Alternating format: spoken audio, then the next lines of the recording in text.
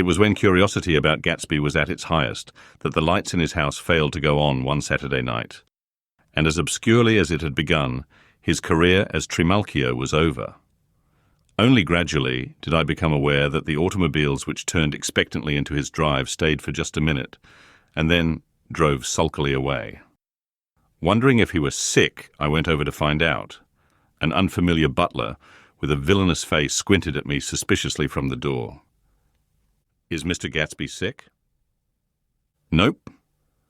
After a pause, he added "sir" in a dilatory, grudging way. I hadn't seen him around, and I was rather worried. "Tell him Mr. Carraway came over." "Who?" he demanded rudely. "Carraway." "Carraway. All right, I'll tell him." Abruptly, he slammed the door. My Finn informed me that Gatsby had dismissed every servant in his house a week ago and replaced them with half a dozen others, who never went into West Egg Village to be bribed by the tradesmen, but ordered moderate supplies over the telephone. The grocery boy reported that the kitchen looked like a pigsty, and the general opinion in the village was that the new people weren't servants at all. Next day, Gatsby called me on the phone. "Going away?" I inquired. "No, old sport. I hear you fired all your servants. I wanted somebody who wouldn't gossip. Daisy comes over quite often, in the afternoons." So the whole caravansary had fallen in like a card house at the disapproval in her eyes. "There's some people Wolfsheim wanted to do something for. They're all brothers and sisters. They used to run a small hotel." "I see." He was calling up at Daisy's request. Would I come to lunch at her house tomorrow? Miss Baker would be there. Half an hour later, Daisy herself telephoned and seemed relieved to find that I was coming. Something was up, and yet I couldn't believe that they would choose this occasion for a scene, especially for the rather harrowing scene that Gatsby had outlined in the garden. The next day was broiling, almost the last, certainly the warmest of the summer. As my train emerged from the tunnel into sunlight, only the hot whistles of the National Biscuit Company broke the simmering hush at noon. The straw seats of the car hovered on the edge of combustion. The woman next to me perspired delicately for a while into her white shirtwaist, and then, as her newspaper dampened under her fingers, lapsed despairingly into deep heat with a desolate cry. Her pocketbook slapped to the floor. "Oh my!" she gasped. I picked it up with a weary bend and handed it back to her, holding it at arm's length and by the extreme tip of the corners to indicate that I had no designs upon it. But everyone nearby, including the woman, suspected me just the same. "Hot," said the conductor to familiar faces. "Some weather. Hot, hot, hot. Is it hot enough for you? Is it hot? Is it—" My commutation ticket came back to me with a dark stain from his hand. That anyone should care in this heat whose flushed lips he kissed, whose head made damp the pyjama pocket over his heart. Through the hall of the Buchanan's house blew a faint wind, carrying the sound of the telephone bell out to Gatsby and me as we waited at the door. "The master's body?" roared the butler into the mouthpiece. "I'm sorry, madame, but we can't furnish it. It's far too hot to touch this noon." What he really said was, "Yes, yes, I'll see." He set down the receiver and came toward us, glistening slightly, to take our stiff straw hats.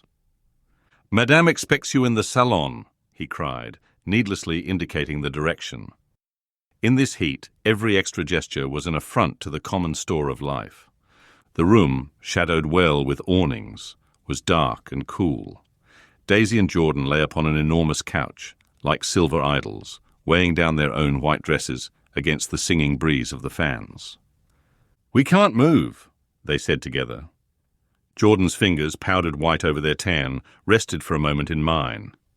"And Mr. Thomas Buchanan, the athlete?" I inquired.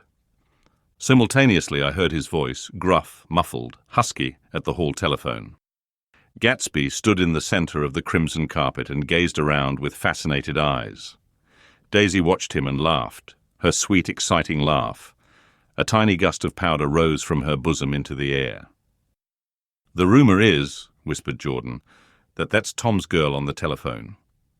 We were silent. The voice in the hall rose high with annoyance. "Very well, then, I won't sell you the car at all. I'm under no obligations to you at all. And as for your bothering me about it at lunchtime, I won't stand that at all. "Holding down the receiver," said Daisy cynically. "No, he's not," I assured her. "It's a bona fide deal. I happen to know about it." Tom flung open the door, blocked out its space for a moment with his thick body, and hurried into the room. "Mr. Gatsby!" He put out his broad, flat hand with well-concealed dislike. "I'm glad to see you, Sir Nick." "Make us a cold drink," cried Daisy. As he left the room again, she got up and went over to Gatsby and pulled his face down, kissing him on the mouth. "You know I love you," she murmured. "You forget there's a lady present," said Jordan. Daisy looked around doubtfully. "You kiss Nick too." "What a low, vulgar girl." "I don't care," cried Daisy, and began to clog on the brick fireplace. Then she remembered the heat and sat down guiltily on the couch, just as a freshly laundered nurse leading a little girl came into the room. "Blessed precious," she crooned, holding out her arms. "Come to your own mother that loves you." The child, relinquished by the nurse, rushed across the room and rooted shyly into her mother's dress. "The blessed precious! Did mother get powder on your old yellowy hair? Stand up now and say, 'How dee do?'" Gatsby and I in turn leaned down and took the small, reluctant hand. Afterward, he kept looking at the child with surprise. I don't think he had ever really believed in its existence before. "I got dressed before luncheon," said the child, turning eagerly to Daisy. "That's because your mother wanted to show you off." Her face bent into the single wrinkle of the small white neck. "You dream, you. You absolute little dream." "Yes," admitted the child calmly. "Aunt Jordan's got on a white dress too." "How do you like mother's friends?" Daisy turned her around so that she faced Gatsby. "Do you think they're pretty?" "Where's Daddy?" "She doesn't look like her father," explained Daisy. "She looks like me. She's got my hair and shape of the face." Daisy sat back upon the couch. The nurse took a step forward and held out her hand. "Come, Pammy. Goodbye, sweetheart." With a reluctant backward glance, the well-disciplined child held to her nurse's hand and was pulled out the door, just as Tom came back, preceding 4 gin rickeys that clicked full of ice. Gatsby took up his drink. "They certainly look cool," he said, with visible tension. We drank in long, greedy swallows. "I read somewhere that the sun's getting hotter every year," said Tom genially. "It seems that pretty soon the Earth's going to fall into the sun. Or wait a minute, it's just the opposite. The sun's getting colder every year." "Come outside," he suggested to Gatsby. "I'd like you to have a look at the place." I went with them out to the veranda. On the Green Sound, stagnant in the heat, one small sail crawled slowly toward the fresher sea. Gatsby's eyes followed it momentarily. He raised his hand and pointed across the bay. "I'm right across from you." "So you are." Our eyes lifted over the rose beds and the hot lawn and the weedy refuse of the dog days along shore. Slowly, the white wings of the boat moved against the blue, cool limit of the sky. Ahead lay the scalloped ocean and the abounding Blessed Isles. "There's sport for you," said Tom, nodding. "I'd like to be out there with him for about an hour." We had luncheon in the dining room, darkened too against the heat, and drank down nervous gaiety with the cold ale. "What'll we do with ourselves this afternoon?" cried Daisy. "And the day after that, and the next 30 years. "Don't be morbid," Jordan said. "Life starts all over again when it gets crisp in the fall." "But it's so hot," insisted Daisy, on the verge of tears, "and everything's so confused. Let's all go to town." Her voice struggled on through the heat, beating against it, moulding its senselessness into forms. "I've heard of making a garage out of a stable," Tom was saying to Gatsby, "but I'm the first man who ever made a stable out of a garage." "Who wants to go to town?" demanded Daisy insistently. Gatsby's eyes floated toward her. "Ah," she cried, "you look so cool." Their eyes met, and they stared together at each other, alone in space. With an effort, she glanced down at the table. "You always look so cool," she repeated. She had told him that she loved him, and Tom Buchanan saw. He was astounded. His mouth opened a little, and he looked at Gatsby, and then back at Daisy, as if he had just recognized her as someone he knew a long time ago. "You resemble the advertisement of the man," she went on innocently. "You know the advertisement of the man." "All right," broke in Tom quickly. "I'm perfectly willing to go to town. Come on, we're all going to town." He got up, his eyes still flashing between Gatsby and his wife. No one moved. "Come on!" His temper cracked a little. "What's the matter, anyhow? If we're going to town, let's start." His hand, trembling with his effort at self-control, bore to his lips the last of his glass of ale. Daisy's voice got us to our feet and out onto the blazing gravel drive. "Are we just going to go?" she objected. "Like this? Aren't we going to let anyone smoke a cigarette first? Everybody smoked all through lunch." "Oh, let's have fun," she begged him. "It's too hot to fuss." He didn't answer. "Have it your own way," she said. "Come on, Jordan." They went upstairs to get ready while we three men stood there, shuffling the hot pebbles with our feet. A silver curve of the moon hovered already in the western sky.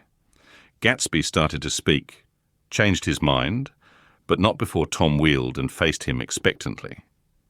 "Have you got your stables here?" asked Gatsby with an effort. "About a quarter of a mile down the road." "Oh," a pause. "I don't see the idea of going to town," broke out Tom savagely.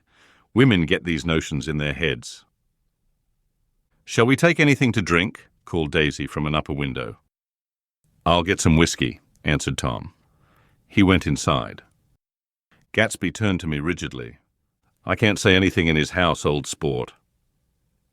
"She's got an indiscreet voice," I remarked. "It's full of—" I hesitated. "Her voice is full of money," he said suddenly. That was it. I'd never understood before. It was full of money. That was the inexhaustible charm that rose and fell in it, the jingle of it, the cymbal song of it.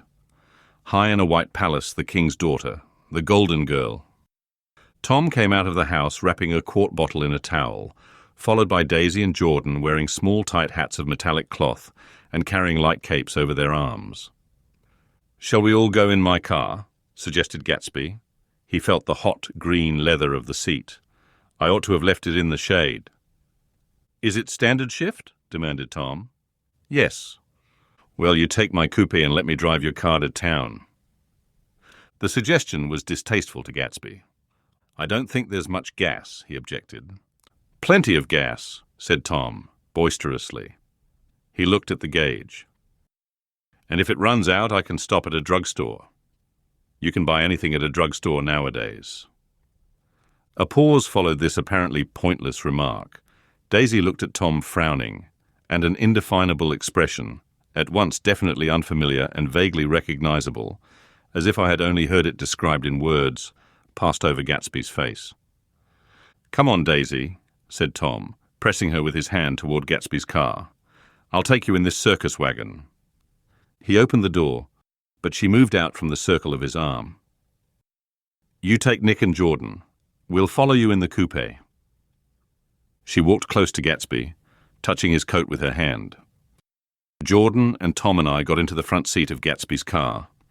Tom pushed the unfamiliar gears, tentatively, and we shot off into the oppressive heat, leaving them out of sight behind. "Did you see that?" demanded Tom. "See what?" He looked at me keenly, realizing that Jordan and I must have known all along. "You think I'm pretty dumb, don't you?" he suggested. "Perhaps I am, but I have almost a second sight sometimes that tells me what to do. Maybe you don't believe that, but science—" He paused. The immediate contingency overtook him, pulled him back from the edge of theoretical abyss. "I've made a small investigation of this fellow," he continued. "I could have gone deeper if I'd known." "Do you mean you've been to a medium?" inquired Jordan humorously. "What?" Confused, he stared at us as we laughed. "A medium?" "About Gatsby." "About Gatsby?" "No, I haven't. I said I'd been making a small investigation of his past." "And you found he was an Oxford man," said Jordan helpfully. "An Oxford man?" He was incredulous. "Like hell he is. He wears a pink suit. Nevertheless, he's an Oxford man."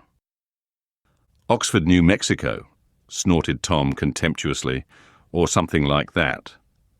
Listen, Tom. If you're such a snob, why did you invite him to lunch? Demanded Jordan crossly. Daisy invited him. She knew him before we were married. God knows where. We were all irritable now with the fading ale, and aware of it, we drove for a while in silence. Then, as Dr. T.J. Eckelberg's faded eyes came into sight down the road, I remembered Gatsby's caution about gasoline. We've got enough to get us to town, said Tom. But there's a garage right here, objected Jordan. I don't want to get stalled in this baking heat. Tom threw on both brakes impatiently, and we slid to an abrupt dusty stop under Wilson's sign. After a moment, the proprietor emerged from the interior of his establishment and gazed hollow-eyed at the car. Let's have some gas, cried Tom roughly. What do you think we stopped for? To admire the view. I'm sick, said Wilson without moving. Been sick all day. What's the matter? I'm all run down. Well, shall I help myself? Tom demanded. You sounded well enough on the phone. With an effort, Wilson left the shade and support of the doorway, and breathing hard, unscrewed the cap of the tank. In the sunlight, his face was green. I didn't mean to interrupt your lunch, he said, but I need money pretty bad, and I was wondering what you were going to do with your old car.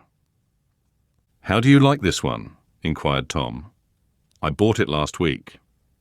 It's a nice yellow one, said Wilson as he strained at the handle. Like to buy it? Big chance? Wilson smiled faintly. No, but I could make some money on the other. What do you want money for all of a sudden? I've been here too long. I want to get away. My wife and I want to go west. Your wife does, exclaimed Tom, startled. She's been talking about it for 10 years. He rested for a moment against the pump, shading his eyes. And now she's going whether she wants to or not. I'm going to get her away. The coupe flashed by us with a flurry of dust and the flash of a waving hand. What do I owe you? Demanded Tom harshly. I just got wised up to something funny the last 2 days, remarked Wilson. That's why I want to get away. That's why I've been bothering you about the car. What do I owe you? $1.20. The relentless beating heat was beginning to confuse me, and I had a bad moment there before I realized that so far his suspicions hadn't alighted on Tom. He had discovered that Myrtle had some sort of life apart from him in another world, and the shock had made him physically sick.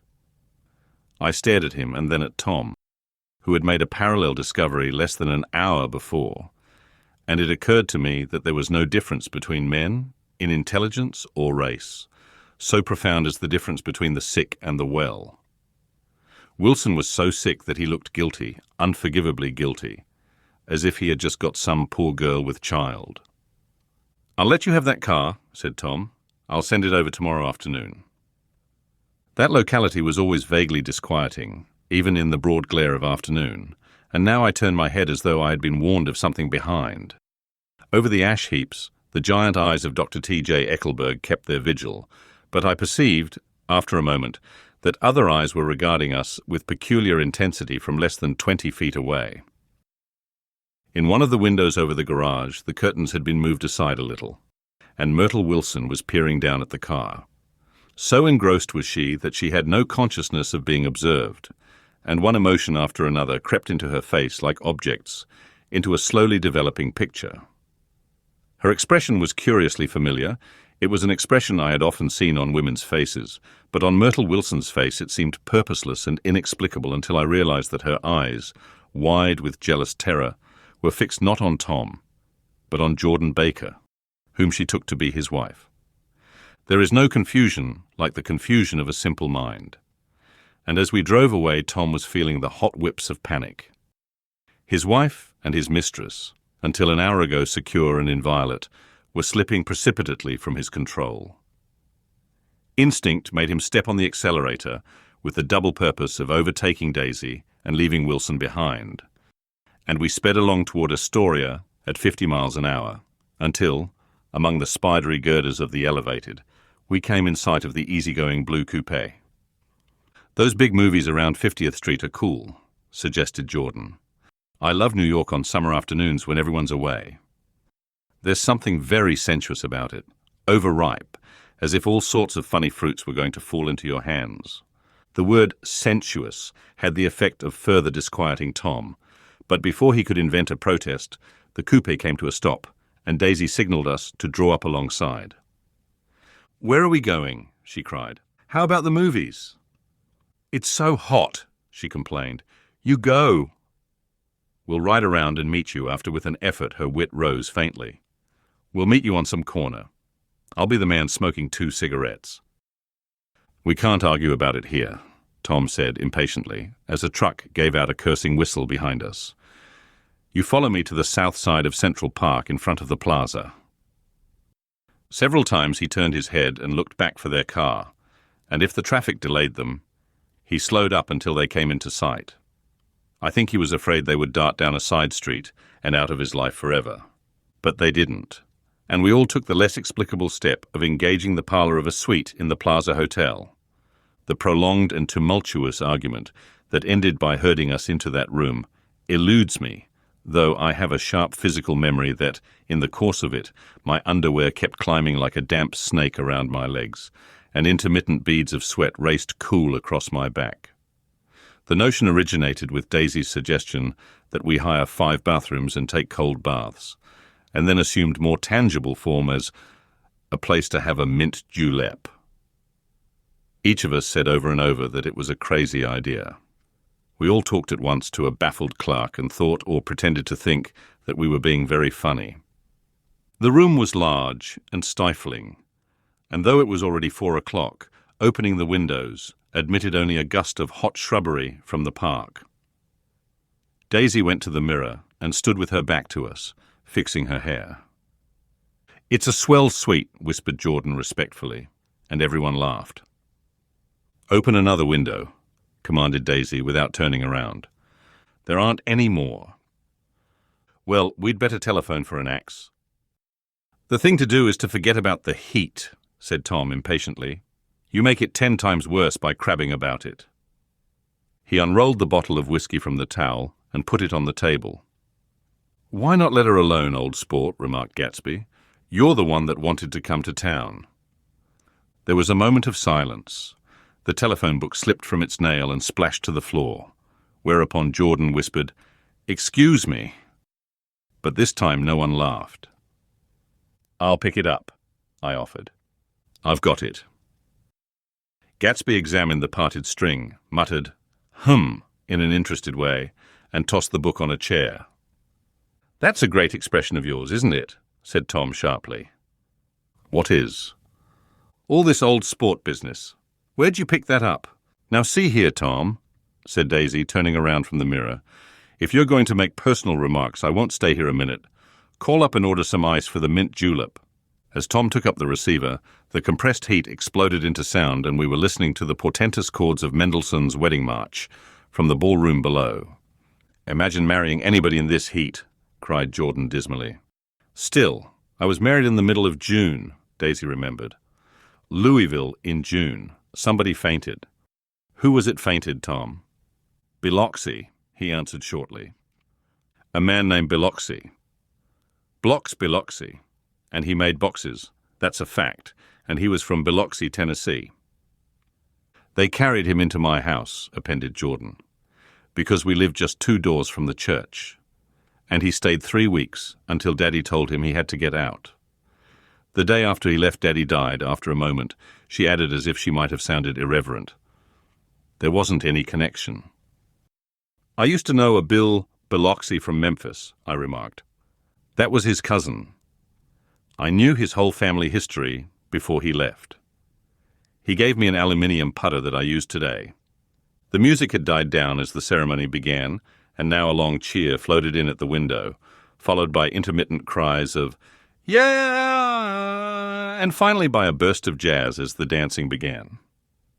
"We're getting old," said Daisy. "If we were young, we'd rise and dance." "Remember Biloxi," Jordan warned her. "Where'd you know him, Tom?" "Biloxi?" He concentrated with an effort. "I didn't know him." "He was a friend of Daisy's." "He was not," she denied. "I'd never seen him before. He came down in the private car." "Well, he said he knew you." He said he was raised in Louisville. Asa Bird brought him around at the last minute and asked if we had room for him. Jordan smiled. He was probably bumming his way home. He told me he was president of your class at Yale. Tom and I looked at each other blankly. Biloxi? First place, we didn't have any president. Gatsby's foot beat a short, restless tattoo, and Tom eyed him suddenly. By the way, Mr. Gatsby, I understand you're an Oxford man. Not exactly. Oh, yes, I understand you went to Oxford. Yes, I went there. A pause, then Tom's voice, incredulous and insulting. You must have gone there about the time Biloxi went to New Haven. Another pause. A waiter knocked and came in with crushed mint and ice, but the silence was unbroken by his thank you and the soft closing of the door. This tremendous detail was to be cleared up at last. I told you I went there, said Gatsby. I heard you, but I'd like to know when. It was in 1919. I only stayed 5 months. That's why I can't really call myself an Oxford man. Tom glanced around to see if we mirrored his unbelief, but we were all looking at Gatsby. It was an opportunity they gave to some of the officers after the armistice, he continued. We could go to any of the universities in England or France. I wanted to get up and slap him on the back. I had one of those renewals of complete faith in him that I'd experienced before. Daisy rose, smiling faintly, and went to the table. Open the whiskey, Tom, she ordered, and I'll make you a mint julep. Then you won't seem so stupid to yourself. Look at the mint. Wait a minute, snapped Tom. I want to ask Mr. Gatsby one more question. Go on, Gatsby said politely. What kind of a row are you trying to cause in my house anyhow?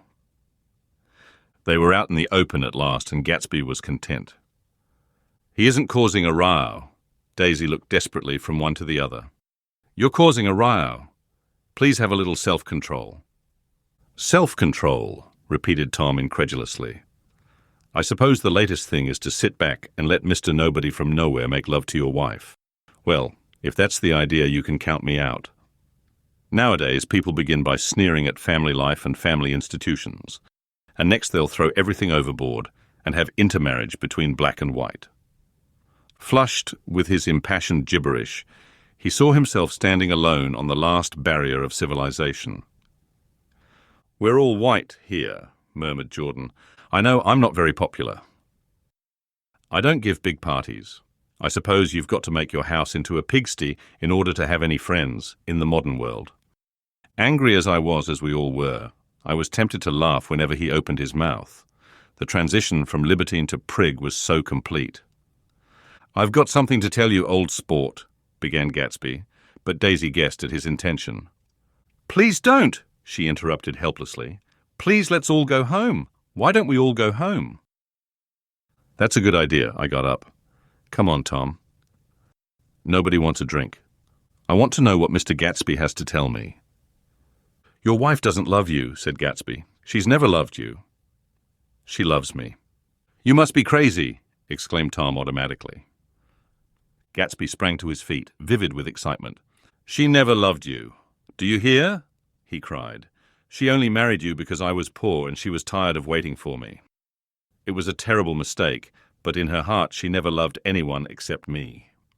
At this point, Jordan and I tried to go, but Tom and Gatsby insisted with competitive firmness that we remain, as though neither of them had anything to conceal, and it would be a privilege to partake vicariously of their emotions. Sit down, Daisy. Tom's voice groped unsuccessfully for the paternal note. What's been going on? I want to hear all about it. I told you what's been going on, said Gatsby. Going on for 5 years, and you didn't know. Tom turned to Daisy sharply. You've been seeing this fellow for 5 years? Not seeing, said Gatsby. No, we couldn't meet. But both of us loved each other all that time, old sport, and you didn't know. I used to laugh sometimes, but there was no laughter in his eyes. To think that you didn't know. Oh, that's all. Tom tapped his thick fingers together like a clergyman and leaned back in his chair. You're crazy, he exploded. I can't speak about what happened 5 years ago because I didn't know Daisy then, and I'll be damned if I see how you got within a mile of her unless you brought the groceries to the back door, but all the rest of that's a goddamned lie. Daisy loved me when she married me, and she loves me now." "No," said Gatsby, shaking his head. "She does, though. The trouble is that sometimes she gets foolish ideas in her head and doesn't know what she's doing." He nodded sagely. "And what's more, I love Daisy too. Once in a while, I go off on a spree and make a fool of myself. But I always come back, and in my heart, I love her all the time." "You're revolting," said Daisy. She turned to me, and her voice, dropping an octave lower, filled the room with thrilling scorn. "Do you know why we left Chicago? I'm surprised that they didn't treat you to the story of that little spree." Gatsby walked over and stood beside her. "Daisy, that's all over now," he said earnestly. "It doesn't matter anymore. Just tell him the truth, that you never loved him, and it's all wiped out forever." She looked at him blindly. "Why, how could I love him, possibly?" "You never loved him." She hesitated. Her eyes fell on Jordan and me with a sort of appeal, as though she realized at last what she was doing, and as though she had never, all along, intended doing anything at all. But it was done now. It was too late. "I never loved him," she said with perceptible reluctance. "Not at Kapiolani," demanded Tom suddenly. "No." From the ballroom beneath, muffled and suffocating chords were drifting up on hot waves of air. "Not that day I carried you down from the punch bowl to keep your shoes dry." There was a husky tenderness in his tone. "Daisy? Please don't." Her voice was cold, but the rancor was gone from it. She looked at Gatsby. "There, Jay," she said, but her hand as she tried to light a cigarette was trembling. Suddenly she threw the cigarette and the burning match on the carpet. "Oh, you want too much," she cried to Gatsby. "I love you now. Isn't that enough?" "I can't help what's past." She began to sob helplessly. "I did love him once, but I loved you too." Gatsby's eyes opened and closed. "You loved me too," he repeated. "Even that's a lie," said Tom savagely. "She didn't know you were alive." "Why?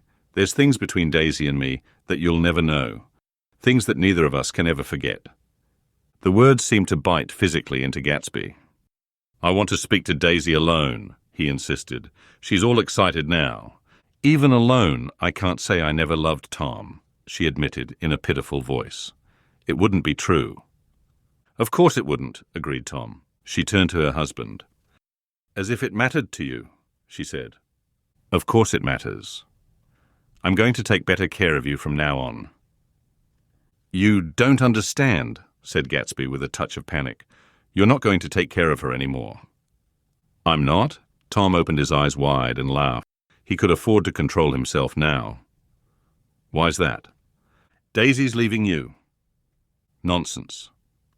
"I am, though," she said with a visible effort. "She's not leaving me." Tom's words suddenly leaned down over Gatsby. Certainly not for a common swindler who'd have to steal the ring he put on her finger.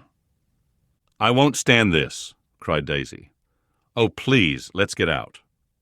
"Who are you anyhow?" broke out Tom. "You're one of that bunch that hangs around with Maya Wolfsheim. That much I happen to know. I've made a little investigation into your affairs, and I'll carry it further tomorrow." "You can suit yourself about that, old sport," said Gatsby steadily. "I found out what your drug stores were." He turned to us and spoke rapidly. "He and this Wolfsheim bought up a lot of side street drugstores here and in Chicago and sold grain alcohol over the counter. That's one of his little stunts. I picked him for a bootlegger the first time I saw him, and I wasn't far wrong." "What about it?" said Gatsby politely. "I guess your friend Walter Chase wasn't too proud to come in on it." "And you left him in the lurch, didn't you? You let him go to jail for a month over in New Jersey. God, you ought to hear Walter on the subject of you. He came to us dead broke. He was very glad to pick up some money, old sport." "Don't you call me old sport," cried Tom. Gatsby said nothing. Walter could have you up on the betting laws too, but Wolfsheim scared him into shutting his mouth. That unfamiliar yet recognizable look was back again in Gatsby's face. "That drugstore business was just small change," continued Tom slowly. "But you've got something on now that Walter's afraid to tell me about." I glanced at Daisy, who was staring terrified between Gatsby and her husband, and at Jordan, who had begun to balance an invisible but absorbing object on the tip of her chin. Then I turned back to Gatsby and was startled at his expression. He looked, and this is said in all contempt for the babbled slander of his garden, as if he had killed a man. For a moment the set of his face could be described in just that fantastic way. It passed, and he began to talk excitedly to Daisy, denying everything, defending his name against accusations that had not been made. But with every word she was drawing further and further into herself, so he gave that up, and only the dead dream fought on as the afternoon slipped away, trying to touch what was no longer tangible, struggling unhappily, undespairingly toward that lost voice across the room. The voice begged again to go. "Please, Tom. I can't stand this any more." Her frightened eyes told that whatever intentions, whatever courage she had had, were definitely gone. "You two start on home, Daisy," said Tom, "in Mr. Gatsby's car." She looked at Tom, alarmed now, but he insisted with magnanimous scorn. "Go on. He won't annoy you. I think he realizes that his presumptuous little flirtation is over." They were gone, without a word, snapped out, made accidental, isolated like ghosts, even from our pity. After a moment, Tom got up and began wrapping the unopened bottle of whiskey in the towel. "Want any of this stuff? Jordan? Nick?" I didn't answer. "Nick?" he asked again. "What? Want any?" "No, I just remembered that today's my birthday." I was 30. Before me stretched the portentous, menacing road of a new decade. It was 7 o'clock when we got into the coupé with him and started for Long Island. Tom talked incessantly, exulting and laughing, but his voice was as remote from Jordan and me as the foreign clamour on the sidewalk or the tumult of the elevated overhead. Human sympathy has its limits, and we were content to let all their tragic arguments fade with the city lights behind. 30, the promise of a decade of loneliness, a thinning list of single men to know, a thinning briefcase of enthusiasm, thinning hair. But there was Jordan beside me, who, unlike Daisy, was too wise ever to carry well-forgotten dreams from age to age. As we passed over the dark bridge, her wan face fell lazily against my coat's shoulder, and the formidable stroke of 30 died away with the reassuring pressure of her hand. So we drove on toward death through the cooling twilight. The young Greek Michaelis, who ran the coffee joint beside the ash heaps, was the principal witness at the inquest. He had slept through the heat until after 5, when he strolled over to the garage and found George Wilson sick in his office. Really sick, pale as his own pale hair and shaking all over. Michaelis advised him to go to bed, but Wilson refused, saying that he'd miss a lot of business if he did, while his neighbour was trying to persuade him a violent racket broke out overhead. "I've got my wife locked in up there," explained Wilson calmly. "She's going to stay there till the day after tomorrow, and then we're going to move away." Michaelis was astonished. They had been neighbours for 4 years, and Wilson had never seemed faintly capable of such a statement. Generally, he was one of these worn-out men. When he wasn't working, he sat on a chair in the doorway and stared at the people and the cars that passed along the road. When anyone spoke to him, he invariably laughed in an agreeable, colourless way. He was his wife's man, and not his own. So naturally, Michaelis tried to find out what had happened, but Wilson wouldn't say a word. Instead, he began to throw curious, suspicious glances at his visitor and ask him what he'd been doing at certain times on certain days. Just as the latter was getting uneasy, some workmen came past the door bound for his restaurant, and Michaelis took the opportunity to get away, intending to come back later. But he didn't. He supposed he forgot to, that's all. When he came outside again, a little after 7, he was reminded of the conversation because he heard Mrs. Wilson's voice, loud and scolding, downstairs in the garage. "Beat me!" he heard her cry. "Throw me down and beat me, you dirty little coward." A moment later, she rushed out into the dusk, waving her hands and shouting. Before he could move from his door, the business was over. The death car, as the newspapers called it, didn't stop. It came out of the gathering darkness, wavered tragically for a moment, and then disappeared around the next bend. Mavro Michaelis wasn't even sure of its color. He told the first policeman that it was light green.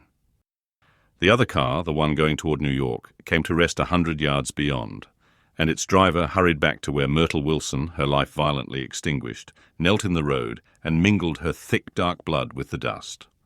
Michaelis and this man reached her first, but when they had torn open her shirtwaist, still damp with perspiration, they saw that her left breast was swinging loose like a flap, and there was no need to listen for the heart beneath. The mouth was wide open and ripped a little at the corners, as though she had choked a little in giving up the tremendous vitality she had stored so long. We saw the 3 or 4 automobiles and the crowd when we were still some distance away. "Wreck," said Tom. "That's good. Wilson'll have a little business at last." He slowed down, but still without any intention of stopping, until as we came nearer, the hushed, intent faces of the people at the garage door made him automatically put on the brakes. "We'll take a look," he said doubtfully. "Just a look." I became aware now of a hollow, wailing sound, which issued incessantly from the garage, a sound which, as we got out of the coupe and walked toward the door, resolved itself into the words, "Oh my God!" uttered over and over in a gasping moan. "There's some bad trouble here," said Tom excitedly. He reached up on tiptoes and peered over a circle of heads into the garage, which was lit only by a yellow light in a swinging metal basket overhead.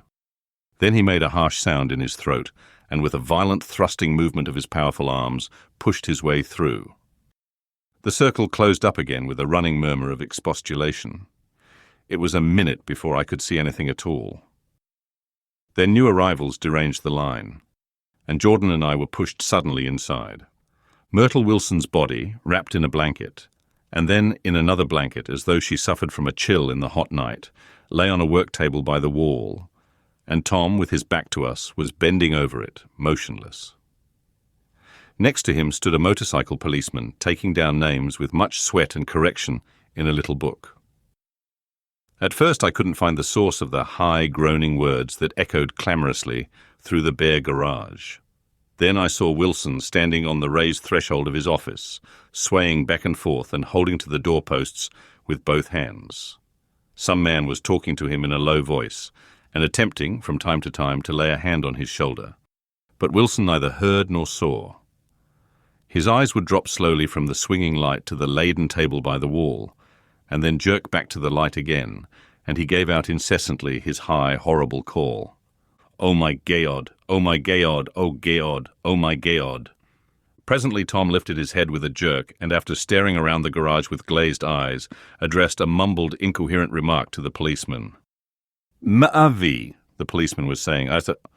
"No, or," corrected the man. "Ma'aviro." "Listen to me," muttered Tom fiercely. Said the policeman. O-G-dash. G. He looked up as Tom's broad hand fell sharply on his shoulder. "What you want, fella?" "What happened? That's what I want to know." "Auto hit her. Instantly killed." "Instantly killed," repeated Tom, staring. "She ran out in a road. Son of a bitch didn't even stop us car." "There was 2 cars," said Michaelis. "One comin', one goin', see?" "Going where?" asked the policeman keenly. "One going each way. Well, she—" His hand rose toward the blankets, but stopped halfway and fell to his side. "She ran out there, and the one comin' from New York knocked right into her, going 30 or 40 miles an hour." "What's the name of this place here?" demanded the officer. "Hasn't got any name." A pale, well-dressed Negro stepped near. "It was a yellow car," he said. "Big yellow car." "New. See the accident?" asked the policeman. "No, but the car passed me down the road, going faster than 40, going 50, 60. Come here and let's have your name. Look out now. I want to get his name." Some words of this conversation must have reached Wilson, swaying in the office door. For suddenly, a new theme found voice among his grasping cries. "You don't have to tell me what kind of car it was. I know what kind of car it was. Watching Tom, I saw the wad of muscle back of his shoulder tighten under his coat. He walked quickly over to Wilson and, standing in front of him, seized him firmly by the upper arms. "You've got to pull yourself together," he said with soothing gruffness. Wilson's eyes fell upon Tom. He started up on his tiptoes and then would have collapsed to his knees had not Tom held him upright. "Listen," said Tom, shaking him a little. "I just got here a minute ago from New York. I was bringing you that coupe we've been talking about. That yellow car I was driving this afternoon wasn't mine. Do you hear? I haven't seen it all afternoon. Only the Negro and I were near enough to hear what he said, but the policeman caught something in the tone and looked over with truculent eyes." "What's all that?" he demanded. "I'm a friend of his." Tom turned his head but kept his hands firm on Wilson's body. "He says he knows the car that did it. It was a yellow car." Some dim impulse moved the policeman to look suspiciously at Tom. "And what color's your car?" "It's a blue car, a coupe." "We've come straight from New York," I said. Someone who had been driving a little behind us confirmed this, and the policeman turned away. "Now, if you'll let me have that name again correct." Picking up Wilson like a doll, Tom carried him into the office, set him down in a chair, and came back. "If somebody'll come here and sit with him," he snapped authoritatively. He watched while the two men standing closest glanced at each other and went unwillingly into the room. Then Tom shut the door on them and came down the single step, his eyes avoiding the table. As he passed close to me, he whispered, "Let's get out." Self-consciously, with his authoritative arms breaking the way, we pushed through the still-gathering crowd, passing a hurried doctor, case in hand, who had been sent for in wild hope half an hour ago. Tom drove slowly until we were beyond the bend. Then his foot came down hard, and the coupe raced along through the night. In a little while I heard a low, husky sob and saw that the tears were overflowing down his face. "The goddamned coward," he whimpered. "He didn't even stop his car." The Buchanan's house floated suddenly toward us through the dark, rustling trees. Tom stopped beside the porch and looked up at the second floor, where two windows bloomed with light among the vines. "Daisy's home," he said. As we got out of the car, he glanced at me and frowned slightly. "I ought to have dropped you in West Egg, Nick. There's nothing we can do tonight." A change had come over him, and he spoke gravely and with decision. As we walked across the moonlight gravel to the porch, he disposed of the situation in a few brisk phrases. "I'll telephone for a taxi to take you home, and while you're waiting, you and Jordan better go in the kitchen and have them get you some supper, if you want any." He opened the door. "Come in." "No thanks, but I'd be glad if you'd order me the taxi. I'll wait outside." Jordan put her hand on my arm. "Won't you come in, Nick?" "No, thanks." I was feeling a little sick, and I wanted to be alone, but Jordan lingered for a moment more. "It's only 9:30, she said. "I'd be damned if I'd go in. I'd had enough of all of them for one day, and suddenly that included Jordan too." She must have seen something of this in my expression, for she turned abruptly away and ran up the porch steps into the house. I sat down for a few minutes with my head in my hands until I heard the phone taken up inside and the butler's voice calling a taxi. Then I walked slowly down the drive away from the house, intending to wait by the gate. I hadn't gone 20 yards when I heard my name, and Gatsby stepped from between two bushes into the path. I must have felt pretty weird by that time, because I could think of nothing except the luminosity of his pink suit under the moon. "What are you doing?" I inquired. "Just standing here, old sport." Somehow, that seemed a despicable occupation. For all I knew, he was going to rob the house in a moment. I wouldn't have been surprised to see sinister faces, the faces of Wolfsheim's people, behind him in the dark shrubbery. "Did you see any trouble on the road?" he asked after a minute. "Yes." He hesitated. "Was she killed?" "Yes." "I thought so. I told Daisy I thought so. It's better that the shock should all come at once. She stood it pretty well." He spoke as if Daisy's reaction was the only thing that mattered. "I got to West Egg by a side road," he went on, "and left the car in my garage. I don't think anybody saw us, but of course I can't be sure. I disliked him so much by this time that I didn't find it necessary to tell him he was wrong. Who was the woman? He inquired. Her name was Wilson. Her husband owns the garage. How the devil did it happen? Well, I tried to swing the wheel. He broke off, and suddenly I guessed at the truth. Was Daisy driving? Yes, he said after a moment, but of course I'll say I was.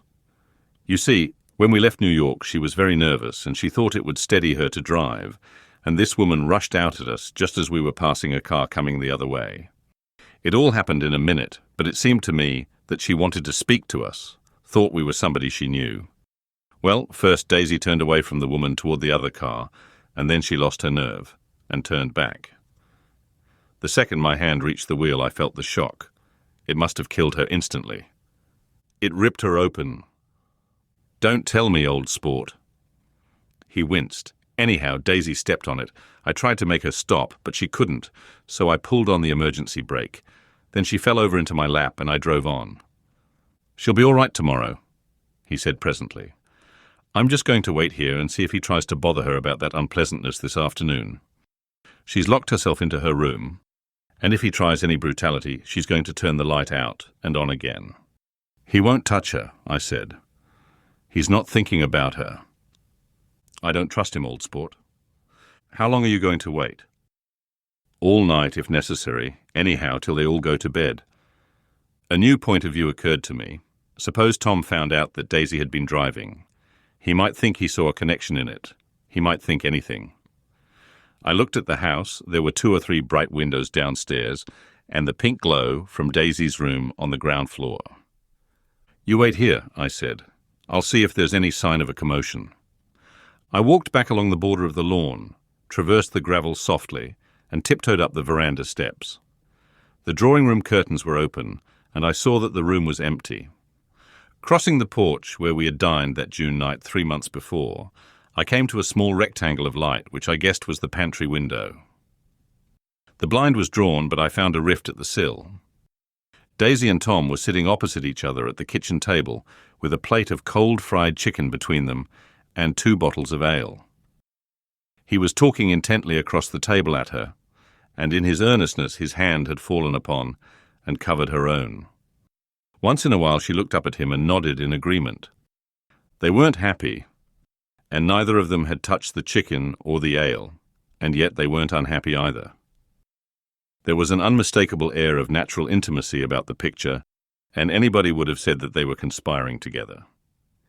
As I tiptoed from the porch, I heard my taxi feeling its way along the dark road toward the house. Gatsby was waiting where I had left him in the drive. Is it all quiet up there? He asked anxiously. Yes, it's all quiet. I hesitated. You'd better come home and get some sleep. He shook his head. I want to wait here till Daisy goes to bed. Good night, old sport.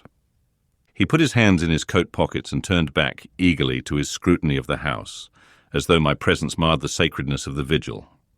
So I walked away and left him standing there in the moonlight, watching over nothing.